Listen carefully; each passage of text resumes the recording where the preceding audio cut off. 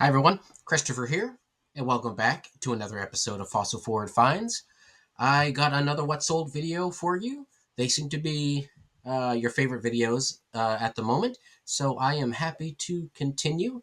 It's a fun time for me to share some stories about different things I've listed or, whatever. So, in any case, we are looking at May 11th through May 17th. You can see I'm a little below that 36, 37 list or sale average that I like to be at, or maybe not like to be, but that that's my upper average. So obviously want to push that higher, but right now dropped a little below. But anyways, 26 sales, $281.44 gross. Quick scan through here. It's a good one, actually. I think this is although it's not my best week sale wise, I got some fun ones in here. So let's dive into it.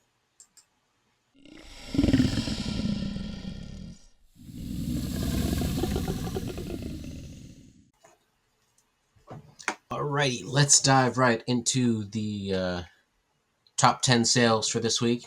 Again, if you're new here, I don't show you every sale I made through the week. I just kind of pick 10 that I find interesting. They're not necessarily my highest grossing. They're just ones that I think are fun to talk about or useful for you. So, to start off, useful for you. World Trade Center, I grab these anytime I can find them at a reasonable price. In this case, I bought this one off eBay. It came in like a lot of three or four, I think. So it came out to be about $1.78 a card, which I don't usually pay that much for a card, but I'm willing to take a gamble on it with the World Trade Center cards. This one, let's see, I listed it February 9th of this year, and so it sold pretty quickly and sold on 15% off offer for $8.49. So am I making a lot of money? No, but that's kind of the name of the game for most postcards. You're not. I'm not. There are sellers out there who make stupid money off postcards. I'm I live primarily in this basic realm. You make a few bucks, you're happy, and I know World Trade Centers will sell, and they'll sell reasonably quickly. So I am happy to pay up a little bit more for that. Let's see anything of interest on here. No, it's an Alfred Mainzer. That never hurts. Um, Obviously, Alfred Mainzer cats and dogs and animals they do better. Um, but clearly he did more than just that. That's probably enough rambling on this one. Hey, a good old Eastern box turtle. I sold two Eastern box turtle postcards to one person. This one specifically sold for $11.99. The second one sold for $6.99. This one I listed in end of January of this year, so not too bad. I've stated in the past, as a scientist, I like to add in the scientific name if I have the space. I don't necessarily know why, other than, you know, maybe when a scientist is Googling the scientific name of something, they can pop up the postcard as well. I don't know. I can't help myself. I have to add science even when it's not necessary. Um, but yeah, two Eastern Box Turtle sold to one person. Um, Brett Kent is the artist, photographer. I always try to put that in if I can. If I can't put it in the title, I certainly try to remember to put it in the item specific under artist. I am not perfect at that. I forget a lot, but happy to sell a couple turtles. Uh, this one I just kind of toss in there because I don't typically enjoy listing covered bridges. They usually take forever and they usually sell for my base price plus 10% off. But this one I listed October of last year, 2024. It came out of the Albany show, which I wasn't filming at the time, so you have not actually seen that. But it was effectively three of these boxes behind me, slightly longer than those ones, um, filled with Continentals primarily, a lot of duplication. for New York, typically or mostly New York cards. But there were a few other ones in there, including this one. I always try to toss in autumn or fall colors if that applies. Just trying to find other ways of getting people to that if they're decorating for, the fall season, Thanksgiving, whatever. Um, I think I need to stop using the and sign. I'm not gonna even try to pronounce it. I know it's not a hard word. My brain just won't. Because clearly it doesn't show up right in the titles, and I think I already knew that. But in my brain, it's a couple less characters than the actual word and sometimes I need that. But in any case, sold for full asking price of $7.99. Let's see, Moorhead, Kentucky. I probably could have put that in there somewhere. Well, in any case, Fleming County. I've been to Flemingsburg, Kentucky. I did some of my geology work out there, which is where this is headed. Um, so that's kind of cool. Little fun fact. And we are off to south of the border. Here we got a found photo, as I usually start most of my photo listings with found photo. Supposedly that helps. I don't know. I'll take out found if I need the character space. But this is part of the Mexico series that I've showed you before that I got from Flippin' Roo on Whatnot. I listed this one back in March of last year, so it took a little over a year to sell. Sold on offer for $5.94. The image is not the best for the back. I should have had it rotated so, well, you probably wouldn't have been able to read it anyways. But the crow in Plaza Veracruz, Mexico was effectively what was written on the back, and so I used that as part of my description. I don't know. I would have called that a crow, but I am not an ornithologist, bird expert by any means, as much as I love birds. And then we got the plaza here. So yeah, not too bad. $6.99, or again $5.94. Again, I have a whole bunch of these I haven't listed yet. I've been slowly going through and listing the ones that have the descriptions on the back, or something identifiable, and I'm going to be quickly left with just the ones that I have to wing it. But these go eBay standard envelope. So yeah, not too bad. I've done really well on this lot.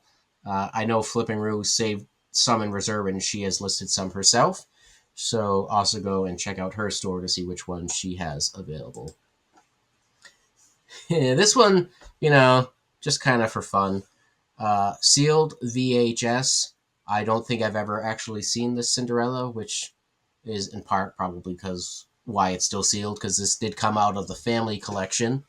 I got rid of most of the VHS. I listed them all, and I got rid of most of the non-sealed ones, or the non-ones that I found interesting. Um, but so yeah, this one is sealed. It has a little bit of tear in the outer plastic, but hopefully the buyer looked at that and was aware. Yeah, you can see some more tear there. I sold this one on offer for $8.39. I'm really trying to move them, so if people start watching them, I give them 20, 25, 30% off offer just to get them moved, make a little bit of money. They're free to me, and opens up some space for more stuff. And again, this is I listed this in 2022, and you can see some of it. I don't do, or almost never do, all caps in a title. I find that incredibly irritating and hard to read. Though I do have all the ampersand. See, I said I wasn't going to try it, but I tried it. Ampersand, the and signs, and they don't obviously show up on the title screen. So I'm going to have to rethink that in the future. But anyways, some VHS obviously worth some money. Is this worth a lot of money at $8.39? No, but that's $8.39 that I can put towards other postcards, trade cards, swap cards, pogs, whatever. And I'm happy to get it out of the inventory. QSLs. I tell you I list them. I love listing them. I don't show them too often in the what solds, and they do take a while. But here's one that didn't take too long. Listed it on Halloween of last year, and we got a classic, fisherman's fishing scene situation from North Charleston, South Carolina. Let's see. I always, if I have the space, I will put the operator's name in the title. If not, I will put it down in featured person, item specific. I just in case someone's Googling their name or a relative's name, it may pop up for them. This one's kind of fun because hunting goes right along with fishing, so it's sort of like a joint keyword. But anyways, this one sold for the full asking of $14.99. I got this from Postcard and Prosecco on Whatnot. And yeah, that's not too much more to say about that. Is there a date on this one? 1972. So normally I'd put the date in there as well, or the year in there if I can. I'm always evolving how I do these, so this may have been before I started doing that, or I may have not had the space. I'm not sure, but a nice little sale there. Patches. Patches do go eBay standard envelope, so I am happy to list them. This one, I wasn't really 100% certain on my identification. I used Google Lens, and I tried some Google searches, some Terapeak searches, and the best that I could come up with was that this gold trident, or Triton, represented U.S. Navy SEALs. So that's what I listed it as. Um, I I would have started this on auction initially. Obviously, it didn't sell, so I relisted it fixed price. Listed it back in April of this year. Got it on Whatnot from, I call him Wally, but I think Wally Man is his actual Whatnot show. He does a lot of mixed lots of things. You can get marbles and patches and action figures, and then uh, digital camera. He's just kind of one of those mixed lot type of individual. So go ahead and check them out if that's something that's of interest to you. But this one sold on offer for $5.39, so I sent a 10% off offer, and happy to get that underway. All right, so a little outside my wheelhouse. Um, weather gauge, rain gauge rather. Snoopy, everyone loves Snoopy. I got this at my local Goodwill. I'm very jealous of people like Crazy Lamp Lady, who they go to their Goodwill and there's, I don't know, shelf upon shelf upon shelf upon shelf. We got like 5 rows at my local Goodwill, if even that. Um, but in any case, uh, last fall came upon 2 of these rain gauges. One Snoopy, and then Woodstock is the other one that's still for sale if you're interested. And I looked them up when I was in the store, and they had a pretty good asking price. And I don't know what the sell-through rate is off the top of my head, but it wasn't too bad.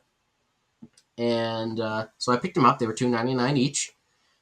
This one sold on offer for $37.49, so $3 into 35 for 37 is not bad. Part of the rub with me is the shipping. I used flat rate, medium flat rate box shipping. I'm still very new on breakables, so I figured these ones I pre-packed, tossed it in there. That way I knew the weight, knew the dimensions, everything. There's probably a easier and cheaper way to ship this where you get a better profit line. But I'm happy. It hasn't been delivered yet. It's going to North Carolina. So, fingers crossed everything makes it there fine. If not, then I'll have to rethink the Woodstock grain gauge. But yeah, I was happy with that. I'm primarily postcards and ephemera, but I do like trying to branch out into some different things. And sometimes you just got to learn through trial and error. All right, so we're getting into the last couple here. This one was interesting. So I'm not gonna try to pronounce most of what's on here, but I got this from Dave F. Brother. I think he had a advertising postcard lot or whatnot that I picked up because although I have uh, almost 2,000 advertising postcards, I still need to list. This one was different. He looks like the what is it? Allow me. Yeah, he looks like the where the wild things are monster. I vaguely remember that book as a kid. I'm not an expert, but that's what he looked like to me. Um, this is from the Netherlands, I believe, Amsterdam. Um, so I priced it up. I couldn't find this exact card, and I figured why not. I listed it December 20th of last year, and it actually sold for the full asking price. So I'm glad I went with my instincts and sort of uh, listed it a little bit higher than I may have normally. Art Unlimited. I've done pretty well with the Art Unlimited cards. I think they just have a nice quality to them. And then last but not least, another QSL.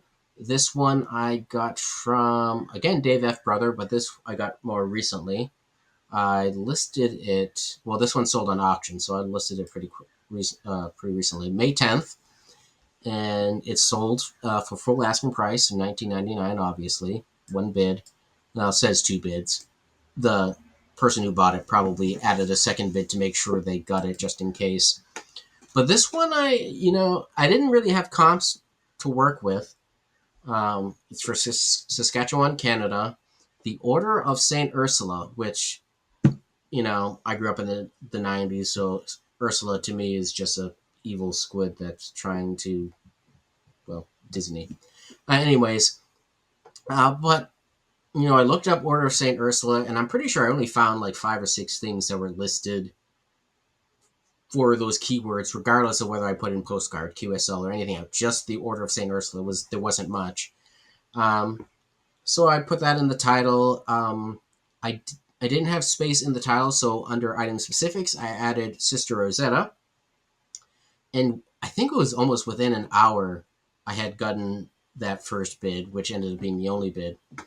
And I got this lovely message from the buyer shortly afterwards. Apparently, they were a student at St. Angela's Academy and had Sister Rosetta as a teacher.